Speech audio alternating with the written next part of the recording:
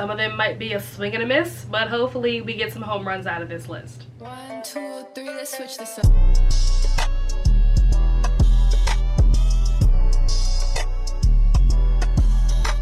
Hello and welcome back, or welcome to my channel if you are new here. Today, as you can tell by the title, I'm going to be talking about the books that I am predicting will be 5-star reads this year. Some of these books are books that I've talked about, whether they are books that I own already, so I've talked about them in haul videos, or if they are books that were on my most anticipated reads of 2023. So some of these, if you watch my videos, may sound a little bit familiar. So if you're interested to see what books I put on this list, then keep on watching.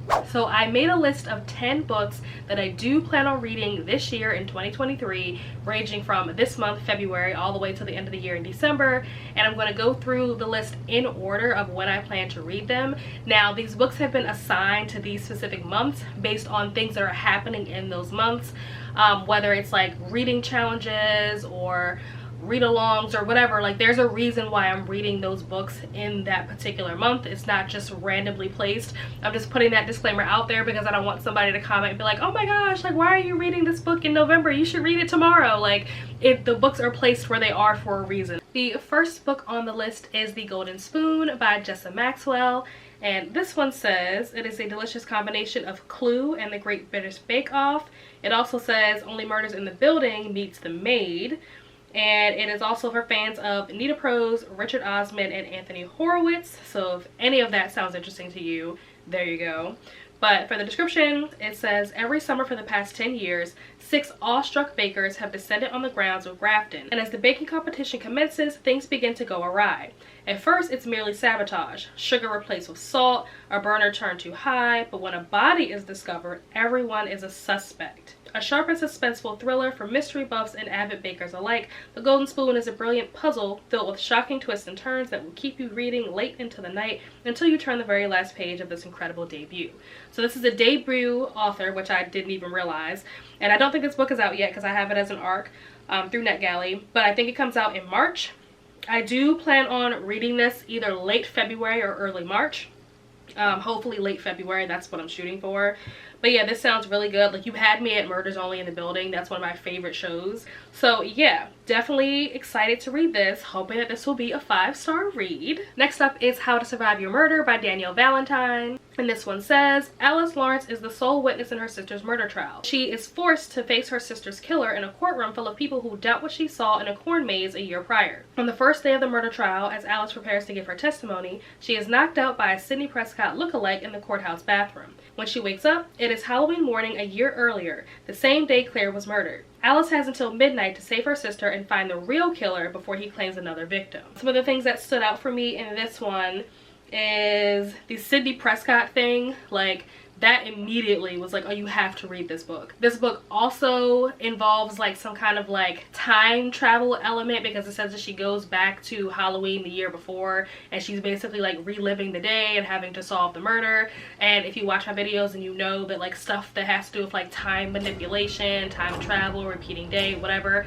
I love that stuff. I live for that stuff. So this just was a combination of like all of my favorite things. So I'm hoping that this book is 5 stars. I honestly will be devastated if this book does not turn out to be 5 stars. I plan on reading this book in March. Next is Before the Coffee Gets Cold by Toshikazu Kawaguchi. If I said that name wrong, I'm so sorry. This book also features some like time traveling elements, which is the main reason why I wanted to read this book. It says, what would you change if you could go back in time? In a small back alley in Tokyo, there is a cafe which has been serving carefully brewed coffee for more than 100 years.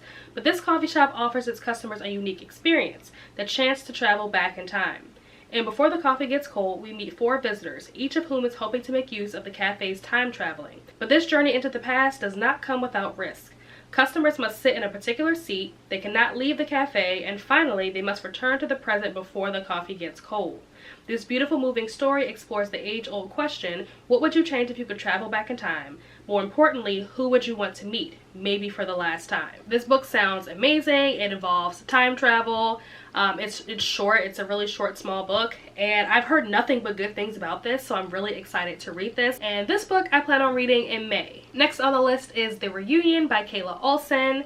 And this one says, when two former teen stars reconnect at the reunion for their hit TV show, they discover their feelings for one another were not merely scripted in this charming and heartwarming novel, perfect for fans of Christina Lauren and Sally Thorne. After the death of her father and the betrayal of her on-screen love interest and off-screen best friend, Ransom Joel, Liv wanted nothing more than to retreat, living a mostly normal life aside for a few indie film roles.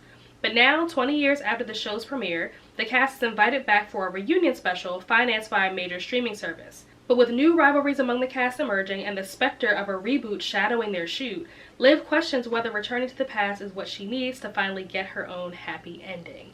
So I really enjoy stories that have to do with like celebrity stuff. It's also gonna probably be like some kind of like second chance romance happening in here. That's what it sounds like.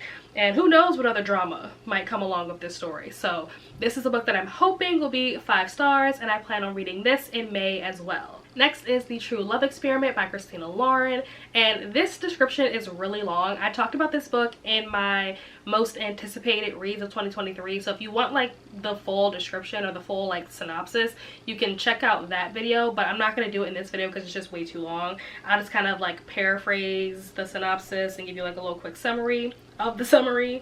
But basically this story follows Fizzy, who is a character from the Soulmate Equation, so she got her own book, and she is a romance novelist, but she herself has never actually experienced like romance or fallen in love or had any of that. So there is also a documentary filmmaker who's a single dad, and she convinces him to, you know, for his next project, to basically document her experience or her journey trying to find love. And so while they're on this journey, or while she's on this journey of trying to find love, they, I think, end up kind of getting involved with each other. This synopsis reminded me of like Love is Blind or like The Bachelor. Like there's just something about it that gave me like reality TV dating show vibes, which I'm obsessed with Love is Blind. This one I'm not really sure where it's gonna fall, but I'm hoping that it will be a 5-star read. And I plan on reading this book in June. The next book is Once More with Feeling by Alyssa Sussman,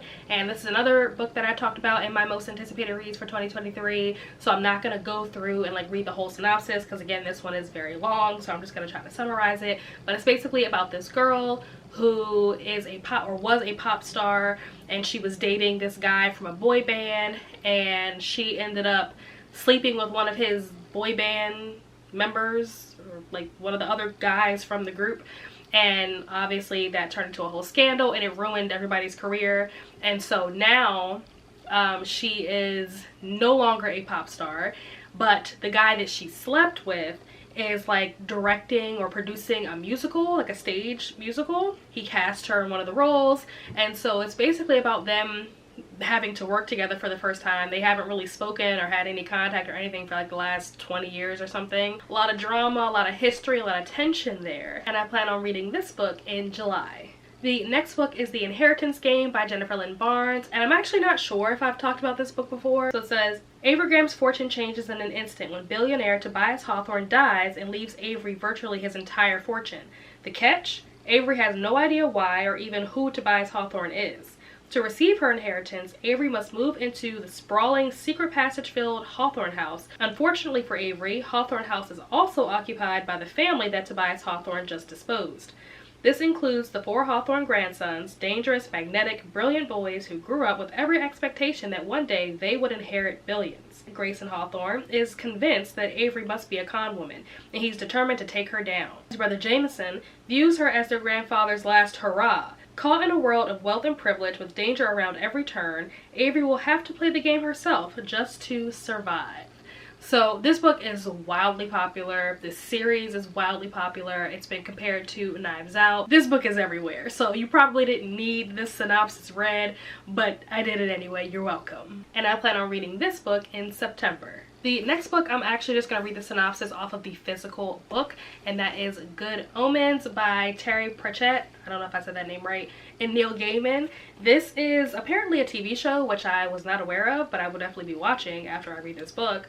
But it says, the world will end on Saturday, next Saturday, just before dinner, according to the world's only completely accurate book of prophecies written in 1655. The armies of good and evil are amassing, and everything appears to be going according to the divine plan, except that somewhat fussy angel and a fast-living demon are not actually looking forward to the coming rapture, and someone seems to have misplaced the Antichrist. This just sounds funny.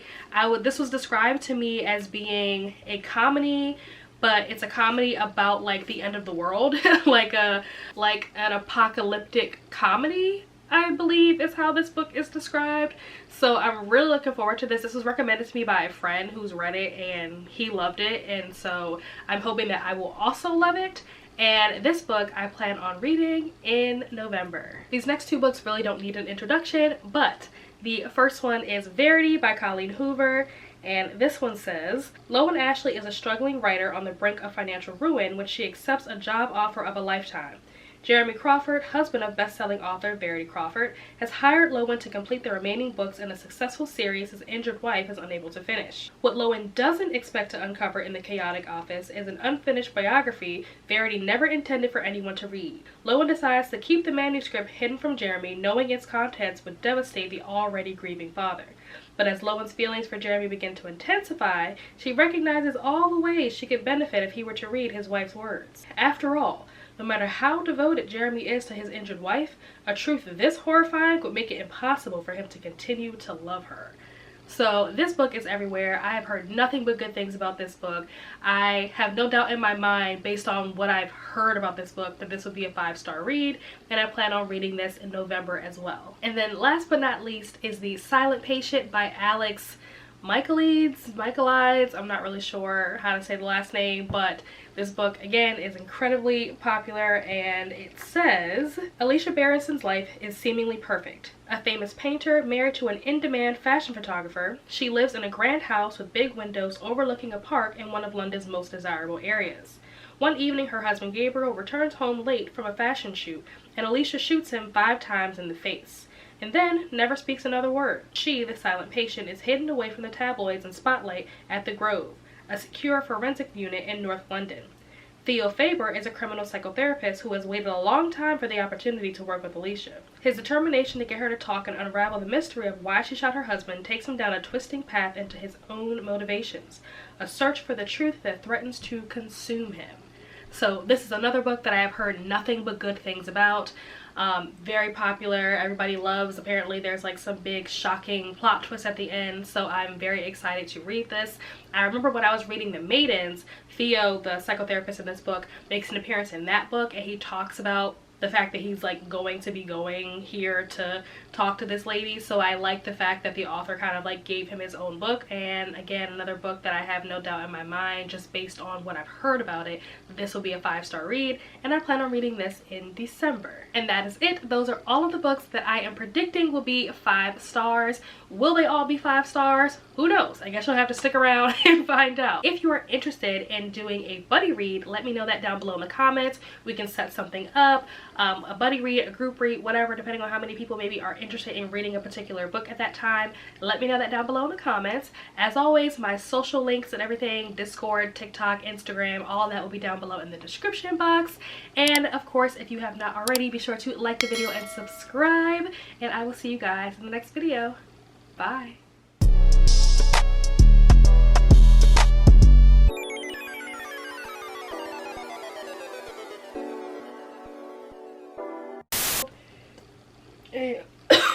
Ow. My eyes are watering because I just started choking.